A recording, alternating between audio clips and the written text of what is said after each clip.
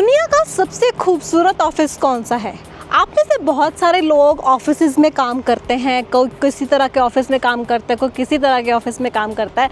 और जैसे कि आपने फिल्मों वगैरह में भी देखा होगा ना कि बड़ी सी बिल्डिंग है, उसके पीछे शीशा लगा हुआ है, एक बंदा अपने ऑफिस में बैठ के काम कर रहा है, पीछे पूरा शहर दिखाई दे रहा है, रात के वक्त गाड़ियाँ आती जाती दिखाई दे रही हैं, है ना। मतलब बारिश हो रही है तो वो दिखाई दे रही है। मतलब इतना अच्छा लगता है फिल्मों में हमें ये सब देखकर कि यार वाह क्या ज़िंदगी है इस बंदे की, है ना। मतलब कितने अच्छे ऑफिस में बैठा है, कितनी अच्छी बिल्डिंग है, कितना अच्छा व्यू है उसका। बट एक बात मैं आपको बताऊं आज, वो खूबसूरत ऑफिस है पर सबसे खूबसूरत ऑफिस है मेरा। कैसे वो मैं बताती हूँ। ट्रक ड्राइवर हमेशा अलग अलग वादियों में घूमते रहते हैं, तो इसलिए आई वुड से कि ट्रक सबसे खूबसूरत ऑफिस है। अगर आप ट्रक चलाते हैं then you have the best office in the world.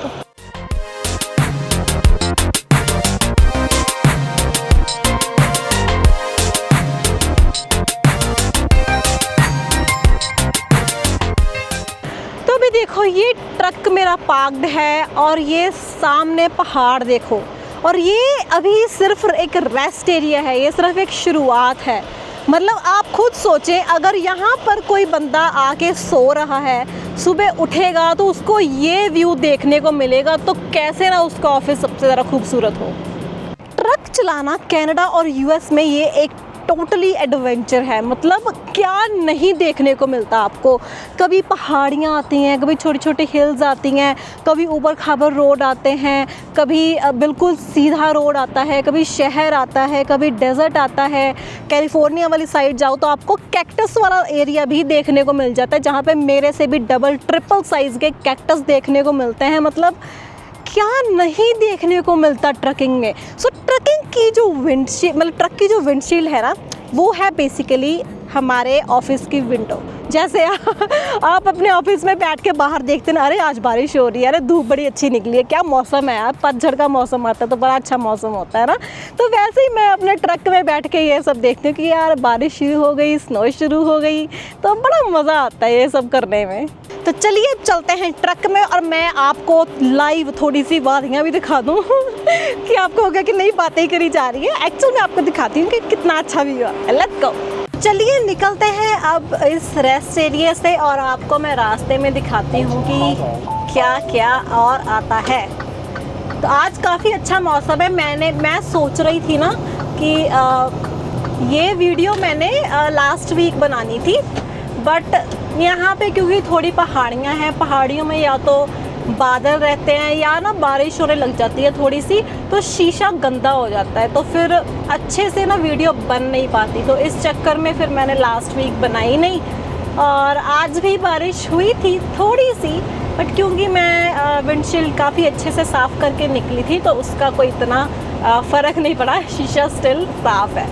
तो अभी इस वक्त हैं हम यूटा में एंटर हो गए हैं। कोलविल शहर का नाम है। तो ऐसा नहीं है कि सिर्फ ये रूट या फिर यही स्टेट एक सिटी है। जब हम कैलिफोर्निया को जाते हैं ब्रैम्पटन से या कनाडा से आप लगा लो, तो या तो I-80 हाईवे जाता है या जाता है I-40 एंड I-44, दो हाईवेज़। तो गर्मियों के वक्त हम आते हैं I-80 हाईवे पर। ये बहुत ही सीनिक रूट है। मतलब स्टार्टिंग में स्टेट्स आती हैं जैसे कि आयोवा हो गया ना। आयोवा एक बहुत ही मतलब प्लेन्स वाला एरिया है, जैसे ऊबड़ खाबड़। अगर किसी ने वो देखा हो ना जहाँ पे गोल्फ खेलते हैं, गोल्फ वाली जो ग्राउंड होती है वो देखिए ना कैसे ऊबड़ खाबड़ होती है, तो आयोवा बिल्कुल वैसा है बट इन लार्जर एरियाज। जैसे बहुत दूर तक पहले वो ऊपर को जाएगा फिर नीचे को जाएगा, वहाँ पे हाईवे भी ऊपर नीचे बहुत होता है, तो इतना मज़ा आता है वहाँ पे देखने में। जैसे हम नेब्रास्का में एंटर होते हैं वो थोड़ा सा प्लेन एरिया है, बट वहाँ पे आसपास जानवर जैसे गाय भैंस से बहुत देखने को मिलती हैं। मैंने जब पहली बारी वहाँ चला रही थी तो ना रात के वक्त चला रही थी मैं, तो मुझे ना बड़ी अजीब सी स्मेल आई। मैंने कहा पता नहीं इतनी गंदी स्मेल क्यों आ रही है। फिर 2-3 हफ्ते बाद मैं जब दोबारा वहाँ से गुजरी, तब दिन का टाइम था, तो मैंने देखा कि हाईवे के साथ ही एक गौशाला बोल सकते हैं आप, उसमें इतनी हज़ारों की तादाद में गाय भैंसें थी। मतलब मैंने आज तक इतनी गाय नहीं देखी, इतनी ज़्यादा थी। मतलब इवन गाँव में भी जब हम होते हैं ना, तो हमारे गांव में भी या नानी के घर में भी कम से कम मैक्सिमम चलो हमने 10-15 देखी होंगी, या अगर कोई एरिया दिख जाए किसी गांव में गए तो 20-25 ना कम से कम इतनी तो होती हैं। बट हज़ारों की तादाद में तो पहली बार ही देखी थी, तो दैट वाज समथिंग डिफरेंट। उसके बाद वायोमिंग भी थोड़ा सा हिली एरिया है, इतना ज़्यादा नहीं, बट उसमें भी काफ़ी सारी हिल्स आती हैं। उसमें लंबी पहाड़ियाँ बहुत आती हैं, जैसे हम काफ़ी देर तक पहाड़ी उतर रहे हैं तो ट्रक काफ़ी तेज़ हो जाता है, काफ़ी टाइम तक चढ़ रहे हैं, तो वैसी चीज़ें यहाँ आती है। बट यूटा जो है, आप अभी जो देख रहे हो, दिस इज़ यूटा। यहाँ पे बड़ा ना अलग अलग चीज़ें आती हैं। आज हमने जाना है I-80 बिल्कुल सीधा। हमारी डिलीवरी है नेवाड़ा में। तो ये जो कुछ भी अभी आप देख रहे हो ना, जो भी आपको व्यूज़ नज़र आ रहे हैं, ये एग्जैक्ट सेम थिंग मुझे अपने ट्रक के विंडशील्ड में दिखाई दे रही है। ऐसा अभी जैसे होता है ना कि कई लोग घूमने जाते हैं, आपने काफ़ी लोगों की वीडियो देखी होंगी कि कैमरा इस ब्यूटी को जस्टिस नहीं कर रहा, कैमरा सच में आपको ये नहीं बता पा रहा कि मैं इस वक्त कैसा फील कर रहा हूँ। तो एग्जैक्टली सेम थिंग मेरे साथ भी है कि कैमरे से मैं आपको दिखा सकती हूँ चीज़ें, बट जो एक्चुअल में इसकी ब्यूटी है, मैं तो सर इधर उधर घुमा के देख सकती हूँ ना, कैमरा इतना इधर उधर नहीं घूम सकता। तो वाकई में बहुत ही ज़्यादा खूबसूरत है।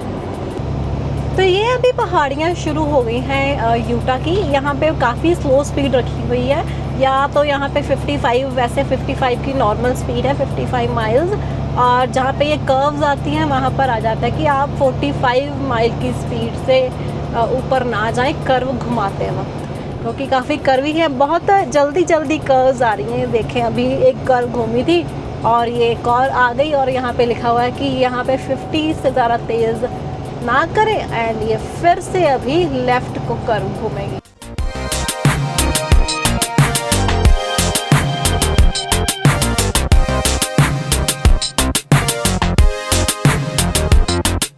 तो ऐसे रास्तों पे ना चलाने का भी बड़ा मज़ा आता है। कई बार पता नहीं, मैं देखती हूँ कि लोग बहुत भगाते हैं ट्रक। गाड़ियों तो चलो ऑब्वियसली तेज़ जा सकती हैं, बट ट्रक कई बहुत भगाते हैं। इतना अच्छा व्यू है, मतलब इसको कोई इन्जॉय ही नहीं करता। हमें 5 साल हो गए हैं यहाँ, इस सेम रूट पे हम आते हैं, बट एवरी टाइम जब भी हम आते हैं कभी ऐसा नहीं लगता कि यार ये क्या बोरिंग सी सड़कें हैं, वही सेम रास्ता नापी जा रहे हैं, कहीं और चले जाते हैं, या ये वाला रूट नहीं लेते, कोई और ले लेते हैं। कभी ऐसा नहीं हुआ। मैं जब भी यहाँ से स्पेशली यूटा से गुज़रती हूँ, मैं कभी जल्दी नहीं करती। बहुत अच्छे अच्छे व्यूज़ आते हैं, मैं तो बस उसको एंजॉय करते करते जाती हूँ आराम से।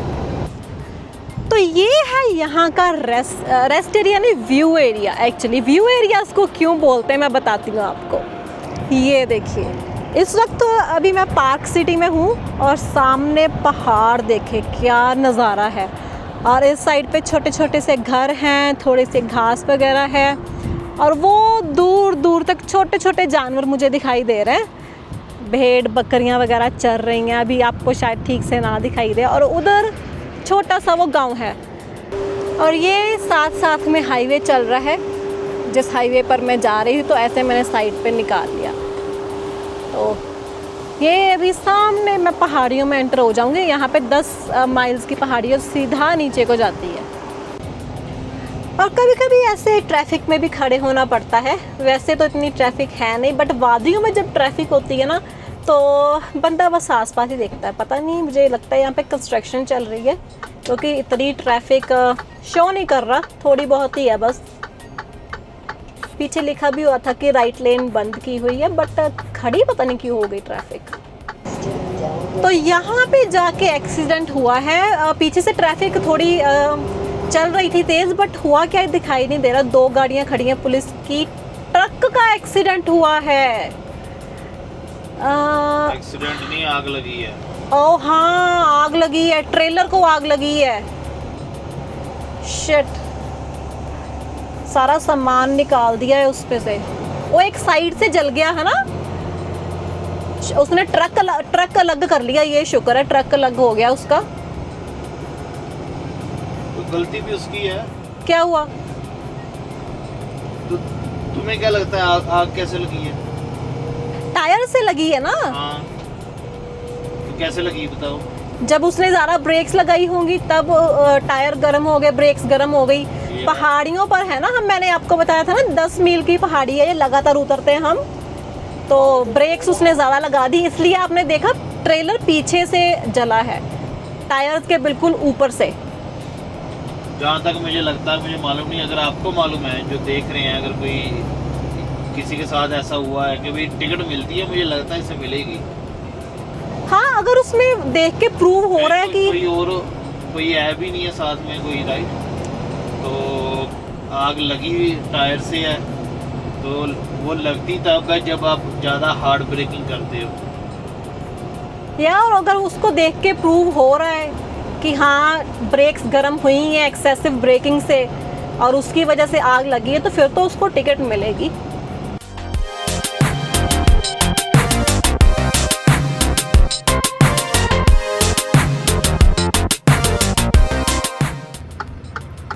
तो जैसे अभी यहाँ पे कंस्ट्रक्शन चल रही है, तो वो जो ट्रक राइट मार रहा है ना, इसके लिए मैं थोड़ा पीछे खड़ी हो गई हूँ। तो मुझे तो मुड़ना वैसे लेफ्ट है, बट अगर मैं आगे चली जाती तो उसका मुड़ना थोड़ा सा मुश्किल हो जाता। तो अभी हमारी टर्न हो गई है, तो हम जा सकते हैं।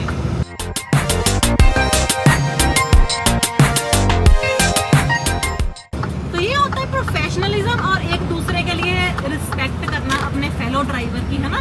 तो वो भी अब जब निकला तो मुझे हाथ मार के गया कि थैंक यू, तुम पीछे रुक गई ना, नहीं तो वो बेचारा वहाँ पे अड़ जाता। तो ऐसे हमें एक दूसरे की हेल्प करनी चाहिए। आपने देखो कई बार पंप के ऊपर भी लिखा होता है कि तेल डलवा के आगे कर ले, रिस्पेक्ट योर फेलो ड्राइवर। इसका यही मतलब होता है।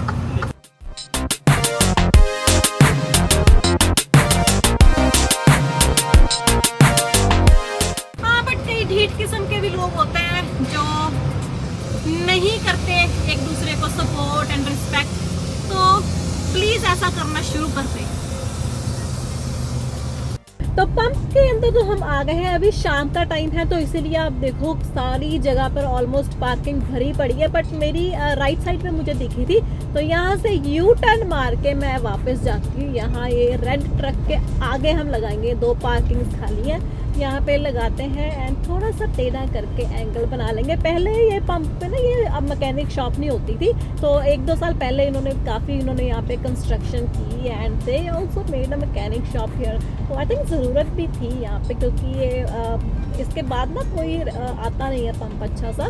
तो ये बैक में लगा रही हूँ एंड होपफुली ठीक से लग जाएगी। I am not too much good at it, but still I try. And back तो हो गया है, अब हमने सिर्फ एक बारी सीधा करके सीधा ही बैक लेके जाना है and we should be done with the backup.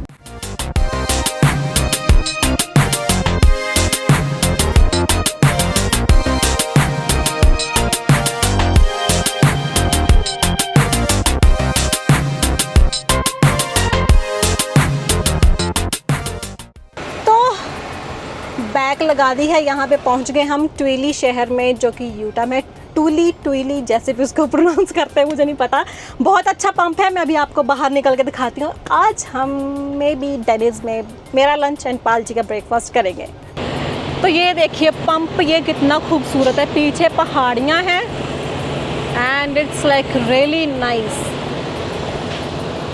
तो ऐसी जगह पे भी यही होता है कि देखो पहले वो मेरा वो रेस्ट एरिया था ना, अभी मैं यहाँ पे रुक गई हूँ, तो मुझे सुबह उठ के क्या व्यू चाहिए अपने ऑफिस के बाहर, वो मैं डिसाइड कर सकती हूँ। तो ये एक फ्रीडम होती है यू नो ट्रैकिंग में। तो आपने ना, एक मैं आपको बात बताती हूँ, जैसे आपने देखा होगा कि जो बड़े बड़े ऑफिस होते हैं जहाँ पे अच्छे व्यूज़ आते हैं, बड़ी बिल्डिंग के, ऊंची बिल्डिंग में जिनका ऑफिस होता है ना, ऐसे ऑफिस मिलते भी उनको हैं जो थोड़े हायर पोस्ट पे हैं, है ना। जैसे अगर लेट्स से कोई लेडी है, कोई सीईओ है, कोई हेड है किसी डिपार्टमेंट की, तो उसको बड़ा अच्छा ऐसा ऑफिस दिया हुआ है ना, तो उस पे क्या होता है कि जो एम्प्लॉयज़ होते हैं या और वहाँ पे काम करने वाले लोग हैं, थोड़ी सी उसको थोड़ा सा लोग उससे जेलस भी होते हैं, थोड़ा सा उसके मतलब डाउट भी करते हैं कि अच्छा इसको अच्छा ऑफिस मिला हुआ है, बड़ा अच्छा, पता नहीं क्या करती होगी, है ना, मतलब इतना अच्छा ऑफिस मिला हुआ है। तो कुछ होते हैं कि काम तो कोई करते नहीं है, ऑफिस में ऐसे बैठ के बाहर देखती रहती है। तो वो चीज़ मेरे साथ भी होती है बेसिकली क्योंकि देखो ट्रक इज़ माय ऑफिस, है ना, तो जब मैं कहीं से गुज़रती हूँ और कोई मुझे देखता है, गाड़ी वाला या कोई भी ना, तो उनको होता है कि हाय लड़की ट्रक चला रही है, तो बेसिकली उनको थोड़ा सा डाउट भी होता है और ये भी होता है कि अच्छा ये चला लेती होगी, मतलब कैसे होगा, है ना। So this is my office with the most beautiful view and I also get the same kind of hate कह सकते हैं आप या थोड़ी जेलसी वाली फीलिंग जो एक आम लड़की जो अच्छे ऑफिस में बैठ के बिल्डिंग में काम कर रही है। सो इतना कोई ज़्यादा फ़र्क है नहीं।